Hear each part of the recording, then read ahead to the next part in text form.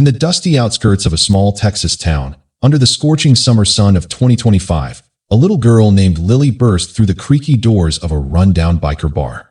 Her face was streaked with tears, her pink dress torn and muddy, and her tiny hands clutched at the air like she was grasping for hope itself. "Please, they hung my mom on a tree. Save her," she cried out, her voice cracking with desperation. The room fell silent. Leather-clad men with tattoos and beards turned their heads, their beers halfway to their lips. At the end of the bar sat Big Joe, a towering Hell's Angel with a scarred face and a jacket patched with skulls. He was known as the toughest rider in the chapter, a man who'd seen more road than most folks see in a lifetime. But something in Lily's wide blue eyes pierced through his rough exterior. Lily was just 8 years old, with freckles across her nose and braids that bounced as she ran. She lived with her mom, Sarah, in a trailer on the edge of town. Sarah was a hard-working waitress at the local diner, scraping by after Lily's dad left them years ago. She was kind to everyone, always slipping extra fries to kids or helping neighbors with groceries. But kindness didn't pay the bills, and lately, trouble had found them. A group of local thugs, led by a bitter ex-con named Hank, had been harassing Sarah. Hank claimed she owed him money from an old loan her husband had taken out.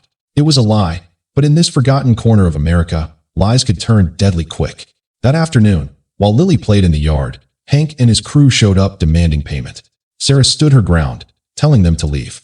Enraged, they dragged her to the old oak tree behind the trailer, tying her hands and hoisting her up just high enough that her feet dangled, a cruel warning rather than a full execution. "This'll teach you," Hank snarled, laughing with his buddies as they drove off. Sarah gasped for air, her body twisting in pain, whispering for Lily to run and get help.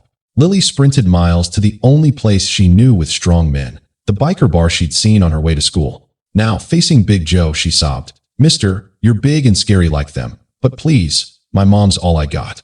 Joe set down his drink, his heart stirring in a way it hadn't since he lost his own sister years ago. He knelt down to her level. "Kid, tell me everything."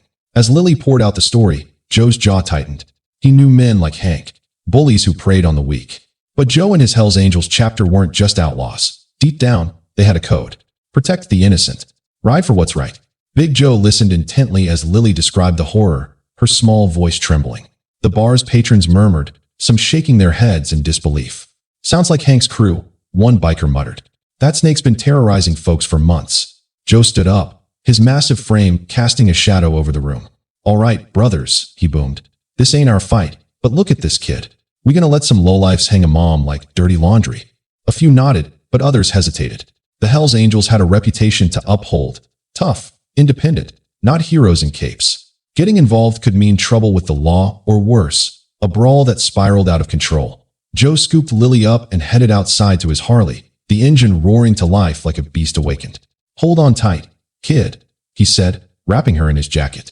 They sped toward the trailer, dust kicking up behind them. But as they approached, the conflict escalated. Hank's truck was still there, and his gang had returned, circling Sarah like vultures. She was barely conscious, her face pale, ropes cutting into her wrists. Hank spotted the incoming bike and laughed. "Look who it is, the big bad angel." "This ain't your business, Joe. Walk away." Joe parked, setting Lily down safely behind him. "Let her go, Hank. She's done nothing to you." Hank sneered, pulling out a knife. "Or what? You and your lone wolf act gonna stop us." Joe realized he was outnumbered, 5-1. He could fight, but with Lily there, one wrong move could endanger her too. Punches flew as Hank's men charged. Joe dodged and swung, his fists like hammers, but a sharp blow to his side from the knife sent pain shooting through him. Blood stained his shirt. "Run, Lily," he yelled, but she froze, tears streaming. Sarah, seeing her daughter, mustered strength to whisper, "Baby, hide." In the chaos, Joe grappled with Hank, pinning him momentarily. But the gang regrouped, kicking Joe down. "You're done, biker," Hank spat. Joe thought of his own losses, the family he'd pushed away, the regrets that haunted his rides. Was this how it ended? Trying to do right, but alone? Lily's cries echoed, piercing the air. Then, in a desperate move, Joe pulled out his phone, hitting the chapter's emergency call. "Brothers, need backup now. Innocent lives on the line." Would they come? The chapter had rules, no unnecessary risks. As Hank raised his boot for a final stomp, Joe shielded Lily, his mind racing. The conflict wasn't just physical. It was a test of brotherhood, of choosing kindness over the easy road. As Joe lay bruised on the ground, shielding Lily with his body, the roar of engines shattered the tense silence. At first, It was a distant rumble, like thunder rolling in from the horizon. Hank paused, his face twisting in confusion. What the? Then, they appeared, a massive convoy of motorcycles, kicking up a storm of dust on the rural road. 99 bikers, Joe's entire Hells Angels chapter, thundered into view. They had answered the call, their Harleys gleaming under the fading sun, jackets emblazoned with the club's emblem. The ground shook as they formed a circle around the scene, engines idling like a chorus of growls. These weren't just any riders. Among them were veterans, fathers, even a few who volunteered at local shelters on the down low. They'd heard Joe's plea and remembered their code. Family first, no matter blood or not. Leading the pack was Tiny, the chapter president, a burly man with a gentle soul hidden behind his beard. Stand down, Hank. Tiny bellowed, dismounting with authority. Hank's crew faltered, weapons dropping as they realized they were hopelessly outmatched. This ends now, Tiny continued. We ain't here for blood. We're here for her. Lily peeked out from behind Joe, her eyes wide with awe. The bikers moved swiftly but calmly. One cut Sarah free with a pocket knife, gently lowering her to the ground. Another, a medic from his army days, checked her vitals, wrapping her wounds. She's gonna be okay, ma'am, he said softly. Sarah, weak but grateful, reached for Lily, pulling her into a hug. My brave girl, she whispered. Hank tried to bluster. You bikers think you're heroes? You're just thugs like us.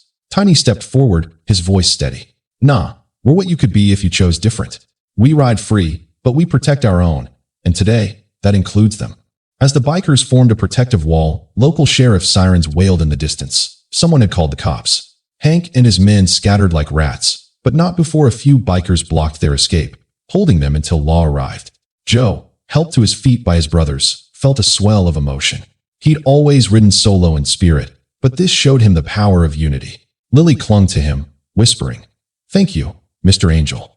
The bikers shared nods, their tough facades cracking into smiles. What started as one man's act had become a wave of humanity, proving that even the roughest souls could spark change. With Hank's crew in custody, Sarah stood on shaky legs and faced Joe. Tears glistened in her eyes as she embraced him.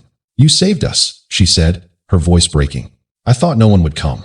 Joe, bandaged and humbled, shook his head. Wasn't just me. It was her. He nodded at Lily, who beamed up at him. The little girl had sparked it all with her innocent plea, reminding everyone that vulnerability could ignite strength. The bikers gathered around, sharing water and stories, their intimidating presence transforming into a shield of compassion. Tiny knelt beside Lily. Kid, you taught us something today. We look scary, but hearts beat the same under these jackets. Lily giggled, touching his beard. You're not scary. You're like guardian angels. Laughter rippled through the group, easing the tension. Sarah shared her story. Years of struggle, raising Lily alone, facing bullies like Hank. The bikers listened, nodding knowingly. Many had walked similar paths. One rider showed a photo of his daughter. This is why we came. As the sun set, the chapter escorted Sarah and Lily home, promising to check in. Joe watched them go, his heart full. Days later, the town buzzed with the tale. Sarah started a support group for single moms, with bikers volunteering. Joe became like an uncle to Lily. Never judged by appearances, true strength lies in kindness. One act of courage can rally a community. Sarah and Lily's lives bloomed, and Joe rode with a lighter heart, knowing kindness is the ultimate power.